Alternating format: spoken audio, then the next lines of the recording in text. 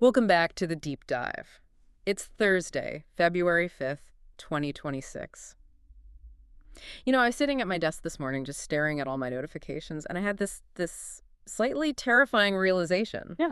We aren't just swimming in information anymore. I think we're actually literally drowning in it. That's a feeling a lot of people have. There's actually a term for it in some of the sociology papers we've got here today. Signal-less noise. Signal-less noise. That sounds loud. It's worse than loud. It's dense.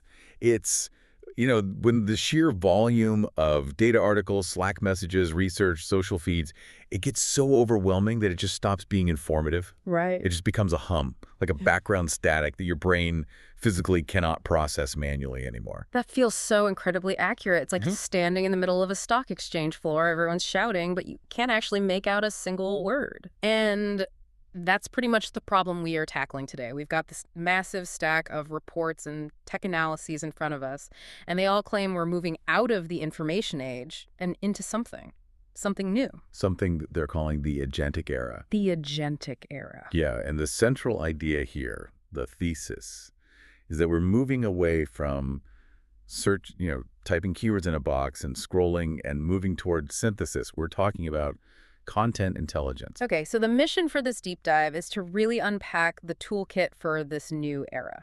We've got breakdowns on tools like the Empolembi Insights, AI Analyzer, Semantic Scholar, Elicit, Sprinkler. It's a heavy list. It is. And I want to know, are these just fancy chatbots, or are they fundamentally changing the mechanics of how we think? Oh, they're definitely changing how we work, at the very least. We're going to look at how these tools handle personal news, how they're just completely revolutionizing academic research, how big enterprise uses them to monitor the entire globe. The big scary part. The big scary part. What happens to human skills when the AI does all the reading for us? All right, let's start at that personal level, because that signal-less noise gives me a headache every single morning. I get that. The source material here highlights a tool called the Empolembi Insights AI Article Analyzer as sort of the prototype for 2026. Right. Think of Empolembi as the antidote to doom scrolling. It's a very specialized digital utility. It's designed specifically to pull that signal out of the noise.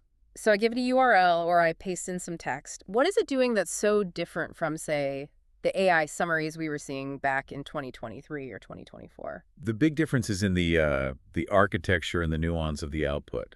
I mean, under the hood, this isn't some basic script. It's built on Google Cloud's Vertex AI, and it's using models like Gemini 3 Flash. Oh. And that power lets it do something called abstractive summarization. Break that down for me. Abstractive versus what was the old way? The old way was extractive. So primitive AI would just scan an article, find the 3 sentences with the most keywords, and then just cut and paste them together. Right. It always read like a ransom note made of newspaper clippings. Exactly. It was robotic, choppy, missed all the context.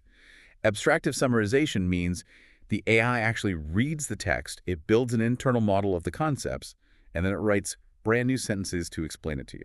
So it's the difference between a photocopier and a smart friend explaining a book they just read. That's a perfect analogy. Yeah. That is a crucial distinction. It just flows better. But looking at the feature list here, the thing that really popped out to me was sentiment scoring. This is my favorite part. It doesn't just tell you what the news is. It tells you the emotional temperature of the reporter. Positive, negative, neutral, that sort of thing. Yeah, but think about what that means in practice.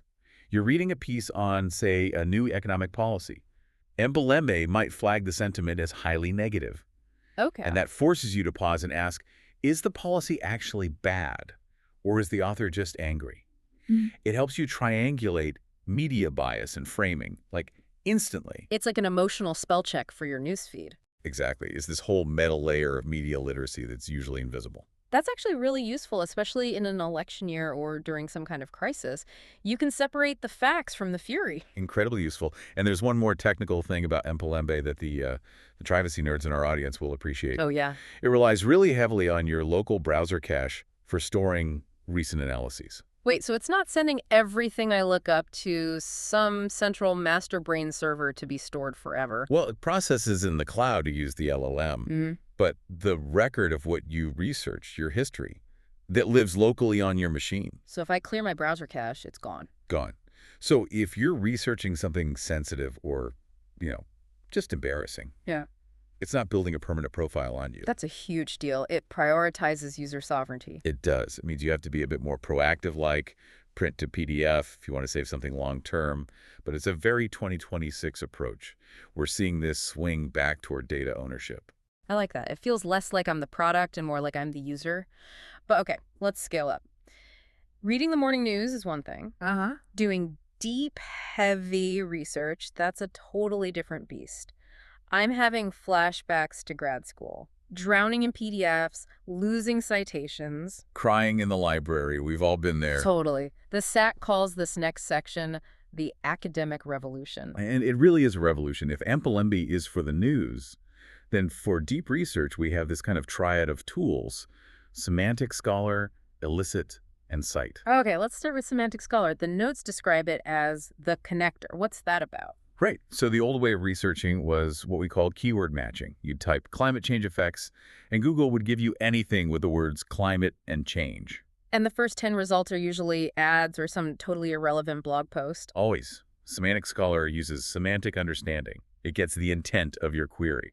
Give me an example of how that actually changes the result. Okay, so if you search for machine learning fairness, Semantic Scholar knows that you also probably want papers on algorithmic bias, even if you never type the word bias. Ah, so it connects related concepts. It bridges the gap between the different terminologies that different researchers might use. It's very smart. That is smart. But the visual component mentioned here, the citation graph, that sounds like something out of a detective movie.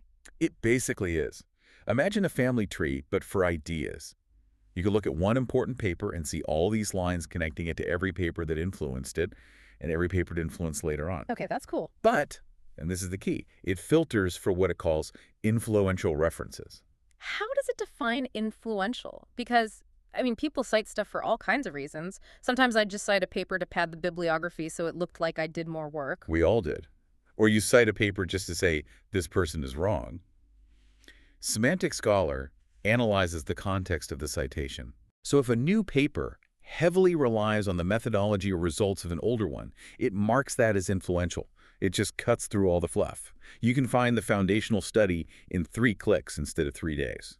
That's a massive, massive time saver. But, okay, once I find those 50 papers, I still have to read them.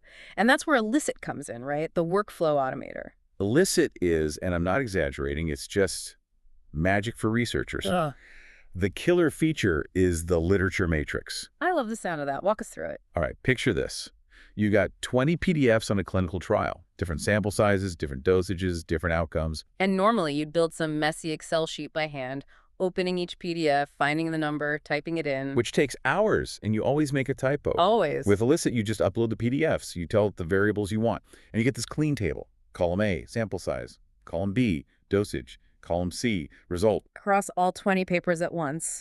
Instantly. You can see the outliers immediately. Like, oh, this study only had 5 participants. I can probably ignore that. Yeah. It turns the literature review weeks of grunt work into an afternoon of analysis. But how do we know the papers are any good? I mean, bad science gets published all the time. Retractions happen. That brings us to our third tool, Cite.ai. This is the fact checker. The notes here mention smart citations. Is that different from what Semantic Scholar does? It is. While Semantic Scholar is looking for influence, Cite classifies how a paper was cited. Was it cited to support an argument, to just mention it, or, and this is the important one, to contradict it? Contradicting citations. That's the red flag. It's a huge red flag. If you are building your entire thesis or, your business strategy on one paper, and Cite tells you that 15 other scientists have cited it specifically to disprove it, you really need to know that. You're not building your house on sand. Exactly. So we have the connector, the automator, and the fact checker. And there's one more mentioned here, ScholarC. Yeah, the flashcard creator. That's more for cognitive load management. It just breaks these super dense papers into bite-sized summaries and key points. It's like having a study buddy who pre-reads the textbook and hands you the index cards. The theme here really seems to be that the AI is handling the reading so that we can do the understanding. That's a generous way to put it. We'll get to the downsides of that in a minute. But first, we have to talk about the enterprise level. Because if you think individual research is noisy, try being a global brand. Right. The unified CXM concept. We're looking at Sprinklr here, and the numbers are just staggering. Monitoring over